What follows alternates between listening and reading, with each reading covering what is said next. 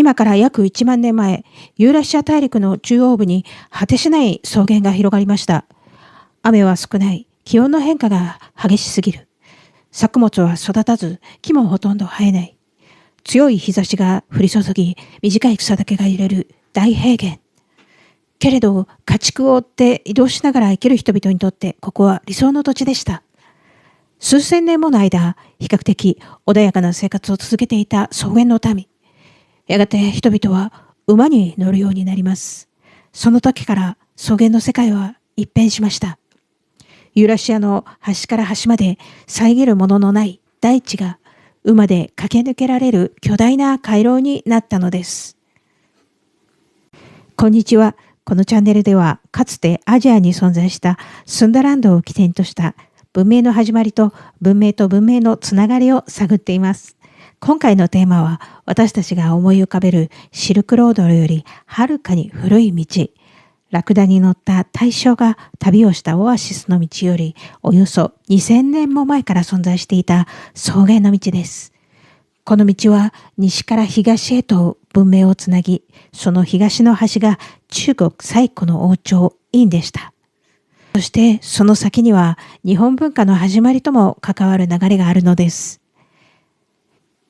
意外なんですが、この草原の道と四大文明発祥の地はすべて地理的につながっていた可能性が高いんです。見ていきましょう。文明発祥の時代、オアシスにも農耕民が定住していました。草原の民との交流はありましたが、人口はそれほど多くありません。草原の民が地理的に最も密に接触していた相手は、必ずしもオアシスの民だけではありませんでした。それは文明の境界に住む人々でした。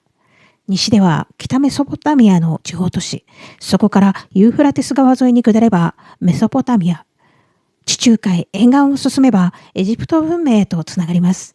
そして東へ中央アジアを中継地にして黄河流域へ、つまり四大古代文明を地理的に穏やかにつなぐ帯、それが草原の道だったのです。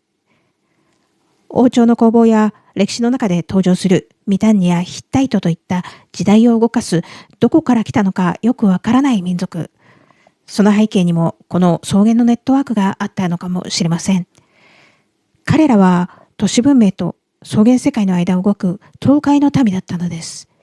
彼らを媒介として馬や戦車といった遊牧民の文化は都市へ伝わったと考えられています。そして逆に都市からは青銅器が草原へと伝えられました。なぜ青銅は遊牧民の間でいち早く広まったのか。そこには馬による高速移動という新しいライフスタイルの誕生がありました。青銅はまさにその変化が必要としていた道具だったのです。馬で移動することができるようになると、遊牧民の行動範囲は一気に広がりました。より多くの家畜を連れて、より遠くまで進むことができる。今まで踏み入れたことのない土地にも、まずは馬で偵察に向かい、最適な放牧地を選ぶことができるようになりました。便利になった。しかし、同時に問題も生まれました。それは縄張り争い、水場争いが激しくなったことです。農耕社会のように城壁や川で境界がはっきりしている世界とは違い、草原では縄張りが曖昧になりやすく、トラブルはもともとあったのですが、さらに移動距離が長くなったことで、条件の良い放牧地や水場に人や部族が集中するようになったのです。想像してみてください。先祖代々毎年使っていた水場に戻る。ところがそこには見知らぬ部族のテントが張られている。徒歩で移動していた時代には出会うことのなかった遠くの部族。そして草原には一つのルールが確定します。それは強い部族が弱い部族を制圧して縄張りを広げるという現実。そんな中、どんな部族が強い部族になっていったのでしょうか。それは当時最先端の新しい技術、青銅と関係していました。遊牧民が青銅をいち早く日常的に取り入れていったその背景を見てみましょう。それまでの石器はすぐに運ぼるし、何度も研がなければならない。しかし、青銅は違いました。鋭く、丈夫で、しかも軽い。移動を続ける遊牧民にとって軽さは命でした。さらに青銅は武器だけではありません。荷車の車軸、部品やバグといった移動生活を支える重要な必需品になっていきます。やがてその延長線上に戦車が誕生します。それを生み出したのも草原の民でした。青銅器は身を守る武器であり、生活を支える道具であり、日常に欠かせない存在になっていきます。そして通貨のような交換価値を持つものでもありました。同じ時期、メソポタミアでは銀が価値の基準になり始めています。それなのになぜ草原では青銅だったのでしょうか。金や銀はそれ自体が食べ物を守るわけではない。水場を守るわけでもない。価値を保証する国家があってこそ初めて意味を持つものです。しかし草原には国家はありません。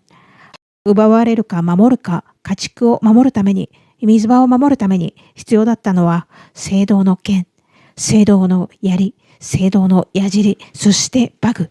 それは単なる道具ではありません。武装できる者こそが指導者になれる。青銅は草原では社会的地位そのものを表していたのです。そのような文化を取り入れて生まれた古代文明があります。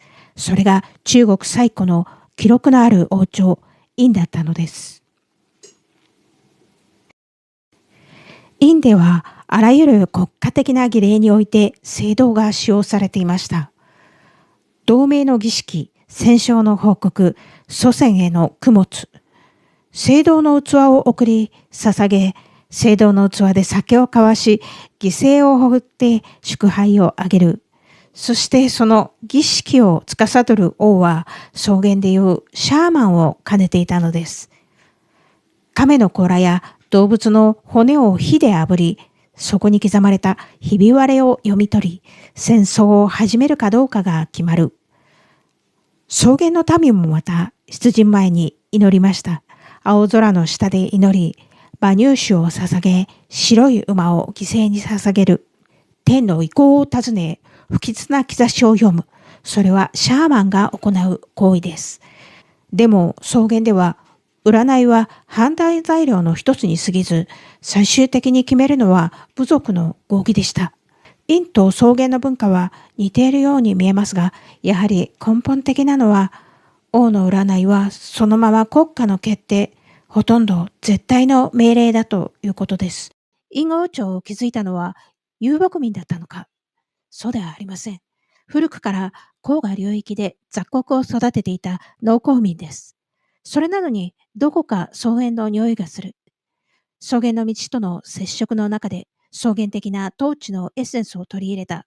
それは単なる影響ではなく、あえて草原のやり方を取り込んだ戦略だったのかもしれません。殷の支配は巨大な部族連合のような形でした。大集会は頻繁に開催されていました。しかしそこは議論の場ではありませんでした。部族長たちは意見を交わすために集まるのではなく、占いの結果を受け取るために集まる。ではなぜ彼らは従わざるを得なかったのか。その仕組みの一つが青銅器でした。青銅を作るには希少な錫という鉱物が必要です。草原の道では錫の産地は中央アジア。現地とのコネがなければなかなか手に入れることのできない希少な金属です。さらに温度管理や金属比率という高度な技術も必要でした。つまり資源と技術を握る者だけが青銅器を持てる。草原では青銅器を持ち、武装できる者とできない者との差は絶対でした。ところが殷はその青銅器を魔法のように大量に生み出していた。なぜそれが可能だったのか。この謎については次回お話しします。今回の動画はメソポタミアで始まった青銅器の物語、希少な資源、錫が通った道を追う旅の続編としてお届けしました。次回はこの錫の道を南へたどります。ぜひチャンネル登録をして一緒に旅を続けてください。黄河流域から文明が始まった理由、朱地肉林と呼ばれた独特な宴会と殷王朝の滅亡については過去の動画で取り上げています。一般の説とは少し違う独自の視点で考察していますので、合わせてご覧いただくと、今回の内容をより立体的に感じていただけるのではと思います。